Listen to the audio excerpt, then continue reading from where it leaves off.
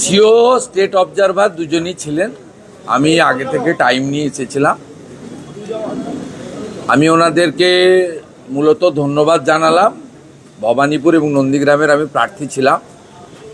খুব শান্তিপূর্ণ নির্বাচন হয়েছে এবং আজকে গেজেট নোটিফিকেশানও হয়ে গেছে জয়ী প্রার্থীদের 293 জনের। আমি ওদের থ্যাঙ্কস জানানোর জন্যই এসেছিলাম। ইটস এ কমপ্লিটলি কার্টসি ভিজিট, কারণ নির্বাচনের আগে অনেকবারই এসেছি। এসআইআর চলাকালীন বা বর্তমান সিও দায়িত্ব নেওয়াকালীন অনেক পক্ষে বিপক্ষে যুক্তি তর্ক অনেক কিছু হয়েছে।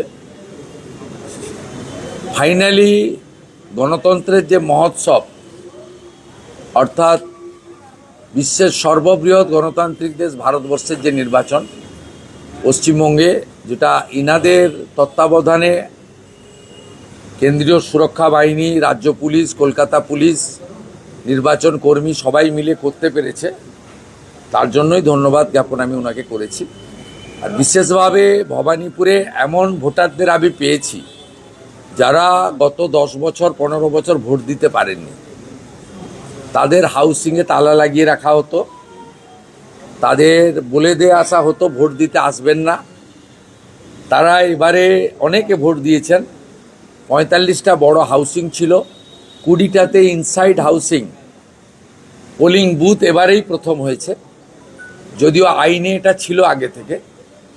সেই ভোটারদের পক্ষ থেকেও আমি কনভে করেছি যে আমাকে হান্ড্রেডস অফ ভোটার্স তারা বলেছে তারা অনেক দিন পরে নিজের ভোট নিজে দেওয়ার সুযোগ পেয়েছে। ইনসিডেন্ট ফ্রি ইলেকশন, সেই জন্য I convey my gratitude and best wishes to Election Commission of India through CO.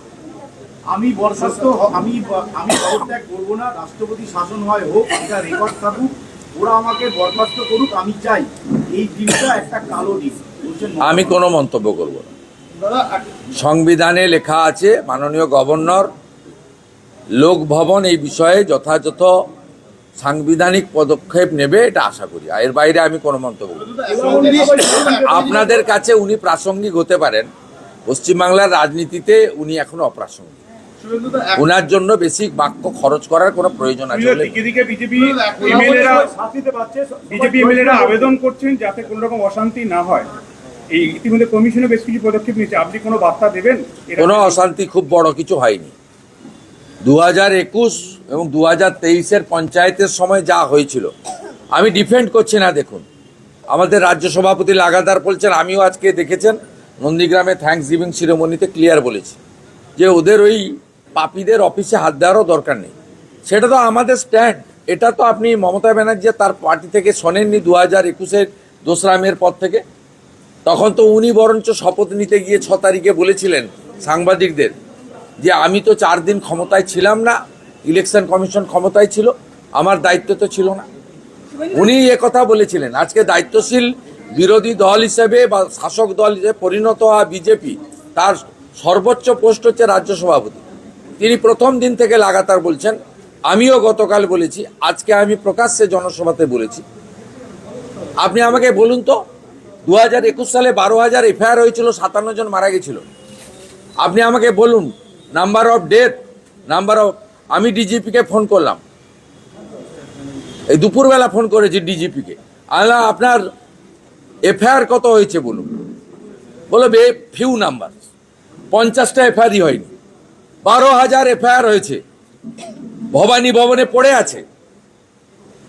Retired justice Manjula চেল্লুরের নেতৃত্বে কমিশন করে দিয়েছিল, 100% এফআইআরকে এফআরটি করে দিয়েছেন।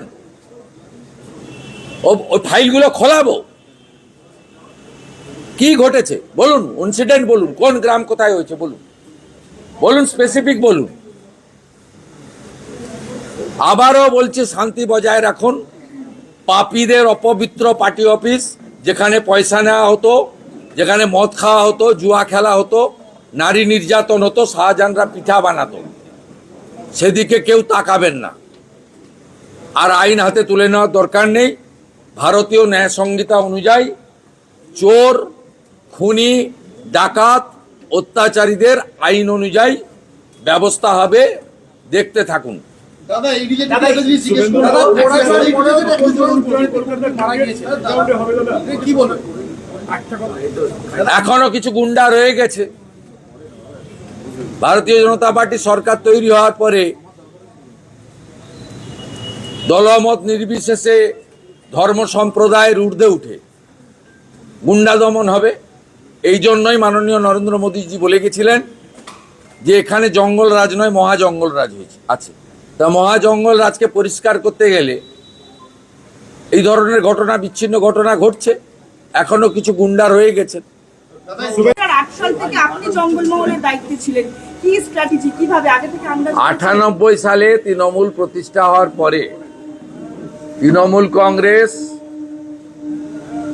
এন্টার জঙ্গলমহল রিজিন, বাঁকুড়া, পশ্চিম মেদিনীপুর অবিভক্ত ইনক্লুডিং ঝাড়গ্রাম, পুরুলিয়াতে ছিল না। সেই কারণে 2009 সালে যখন তৃণমূল 19, তার জোটসঙ্গী কংগ্রেস 6, তার জোটসঙ্গী এসইউসিআই একটা সিট পায়, সেদিনও কিন্তু পশ্চিম মেদিনীপুর ইন্দ্রজিৎ গুপ্ত, ঝাড়গ্রাম থেকে ডাক্তার পুলিন বাসকে, পুরুলিয়া থেকে আমাদের নরহরি মাহাতো, বাঁকুড়া থেকে বাসুদেব আচার্যা, এরা জিতেছিলেন। তারপরে কার হাত ধরে জঙ্গলমহলে তৃণমূল প্রবেশ করেছে ইতিহাস তার সাক্ষী। আমি কেন নিজে যারে বড় কয় বড় সে নয়, লোকে যারে বড় কয় বড় সয় হয়। একইভাবে মালদা, মুর্শিদাবাদ, উত্তর দিনাজপুরের করণদিঘি, ইটার ছাড়া কোথাও তৃণমূল কংগ্রেস নামক বস্তু ছিল না। না, আমি ওইদিকে আমি বলছি না। ওখানে 2014 লোকসভা ভোটে তৃণমূল প্রার্থীরা থার্ড হয়েছিল মোহাম্মদ আলী, ইদ্রিস আলী, ইন্দ্রনীল সেন, মোয়াজ্জেম হোসেন, সৌমিত্র রায়রা। কার হাত ধরে ওখানে 2019-এর লোকসভা ভোটে তৃণমূল 51% ভোট পেয়েছিল, এটা সবাই জানে। অতএব ইতিহাস আর তথ্য পরিষ্কার বলে দিয়েছে, উনি যদি নিজের দমে মুখ্যমন্ত্রী হতেন 2001-এ হতেন। কার এবং কাদের দমে হয়েছেন 2011-তে, আজকে সেটা প্রমাণিত। আমি আর বাড়াবো না।